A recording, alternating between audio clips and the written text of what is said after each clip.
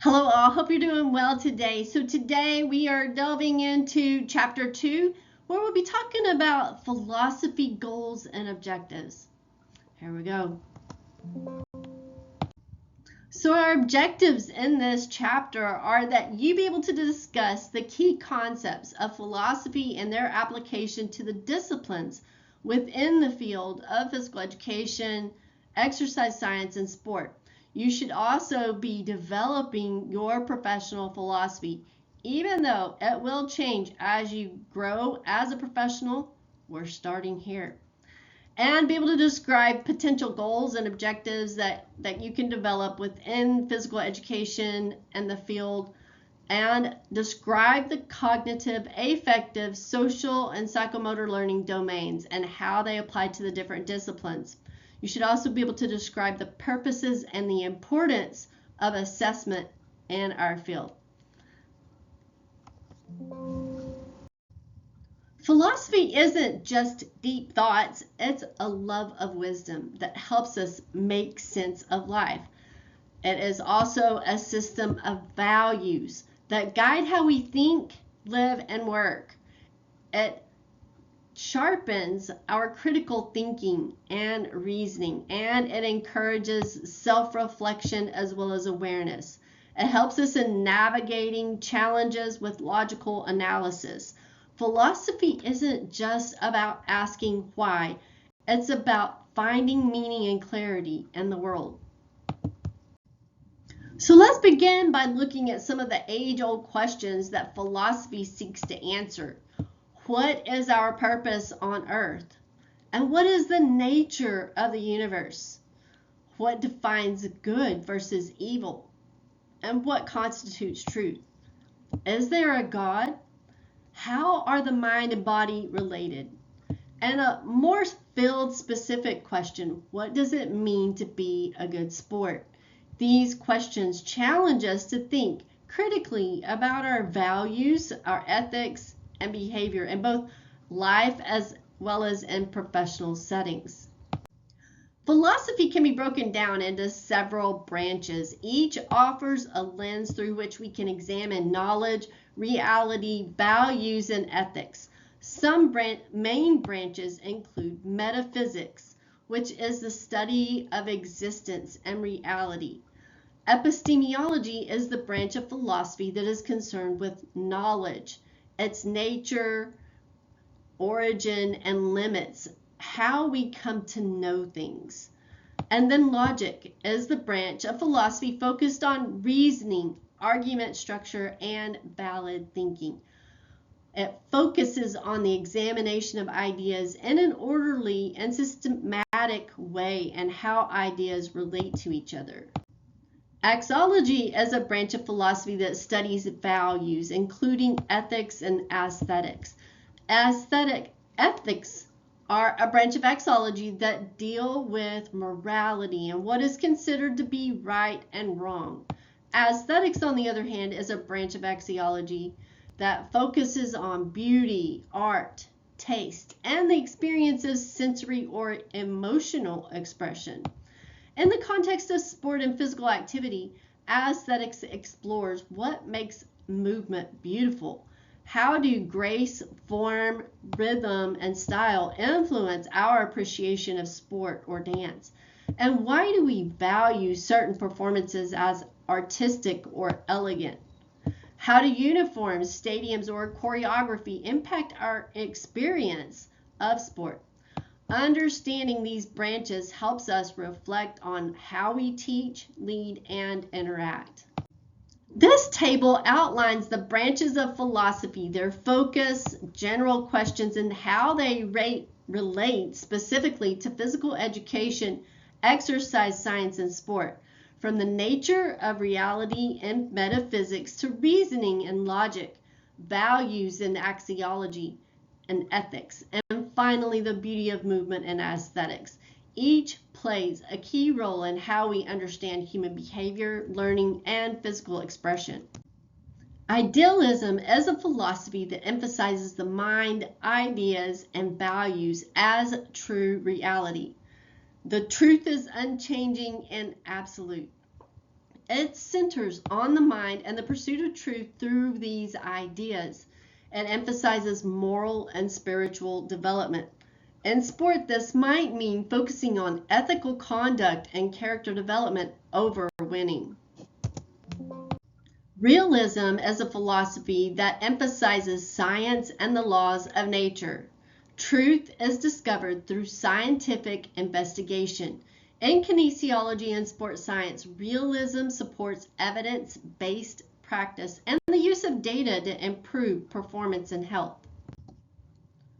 Pragmatism is about experience and outcomes and practical solutions.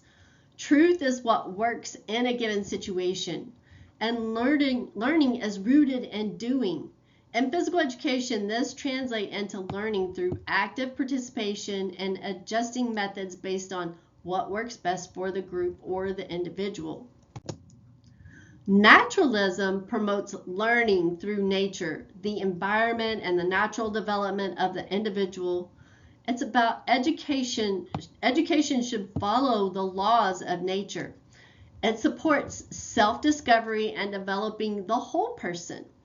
Physical activity is valued as part of a natural, holistic approach to education and development. Existentialism focuses on individual choice, freedom, and personal responsibility. Each person creates their own meaning in life. It's about self-definition and authenticity. In sport, this can translate into helping students and athletes find personal meaning and ownership in their participation.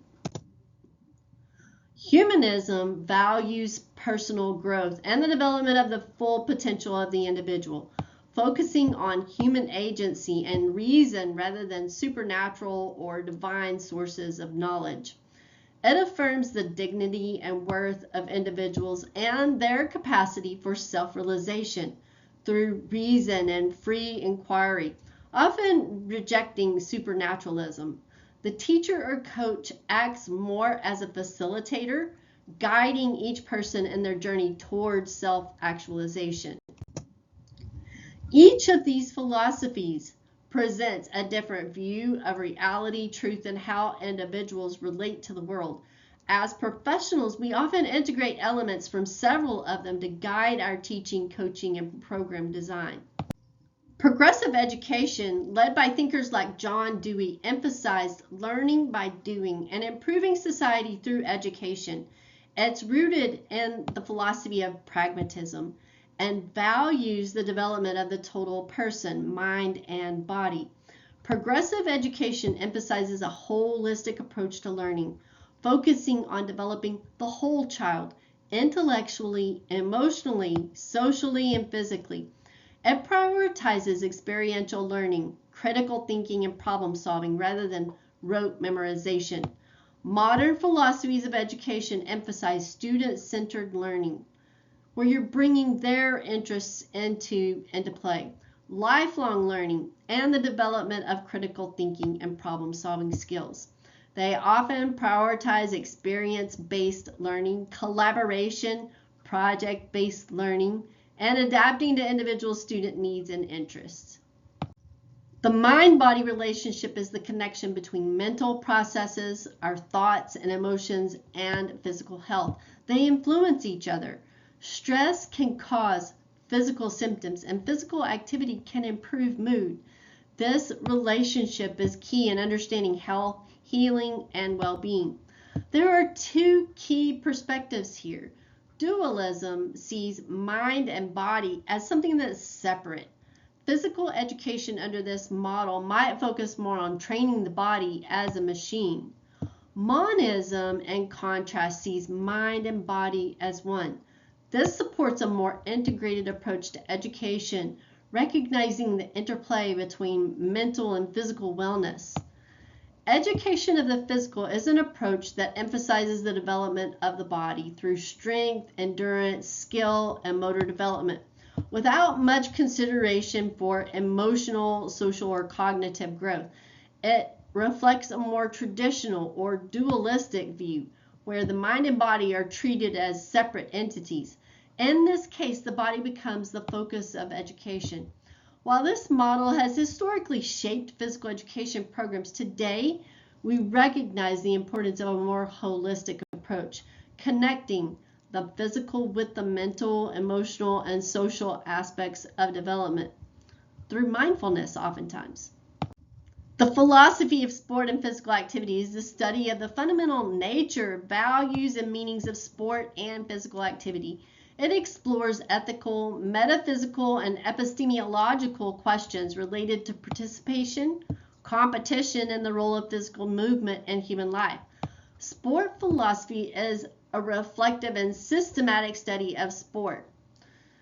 Philosophers explore how sport shapes our values and behaviors and how it reflects on society. They also analyze ethical challenges such as fairness, equity, and competition. Here are a few questions related to the ethical implications in sport. Is it fair or ethical to use genetic modification for performance enhancement? Does it undermine the spirit of sport or widen the gap between athletes? And where should we draw the line between training and altering biology? If we look at the cultural influence on sport participation, do different cultures assign a different meaning to sport, community, identity, or competition? And do cultures shape how we value winning, teamwork, and play? Another question would be why athletes compete while injured. Is it about identity and purpose are often tied to performance? Is there pressure from coaches, fans, and self-worth that plays a role? And does it raise ethical concern about long-term health versus short-term gain? And the question of winning versus fun in youth sports. Adults often emphasize winning while kids prioritize fun and learning. Mismatch of that can harm motivation and enjoyment. And coaches and parents must balance competition with development needs. Other key questions include what's the role of play, work, and sport in our lives, and how do ability and access influence experience?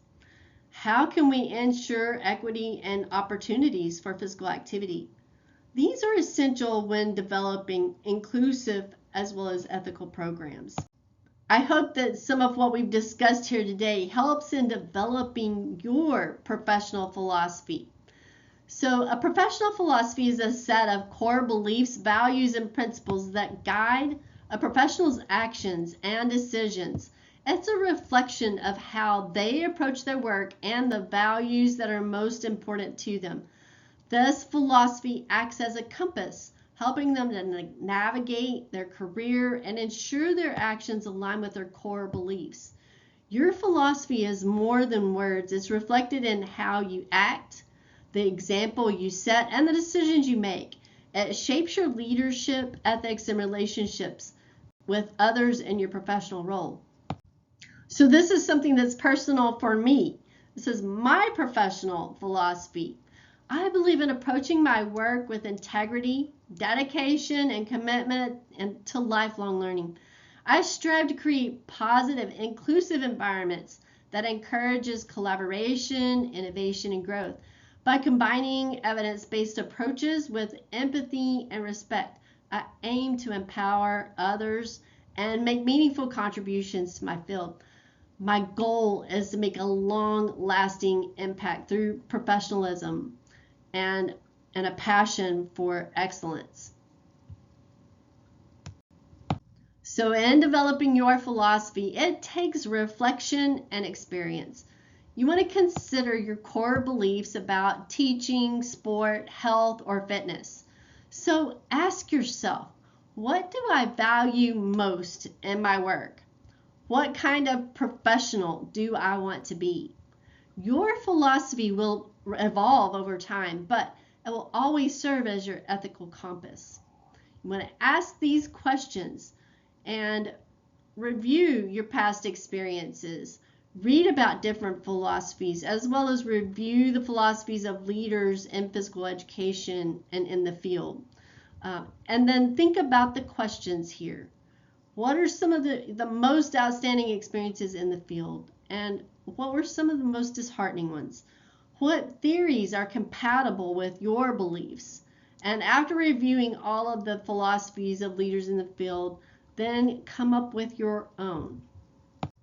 So a few more recommendations. You want to take advantage of the opportunity you have during this time to talk with professors and others about their philosophies. What beliefs are evident in their teaching? Review the codes of conduct and ethical standards of various professional organizations. A lot of your professional organizations are going to have the standards of conduct or guidelines that are provided for their members to abide by. And what's expected of professionals who are entering the field. And then express your philosophy. What are your perspectives and beliefs about your professional field? And again, make sure that you know that it will change over time as you grow as a professional. Things will change, and that's okay.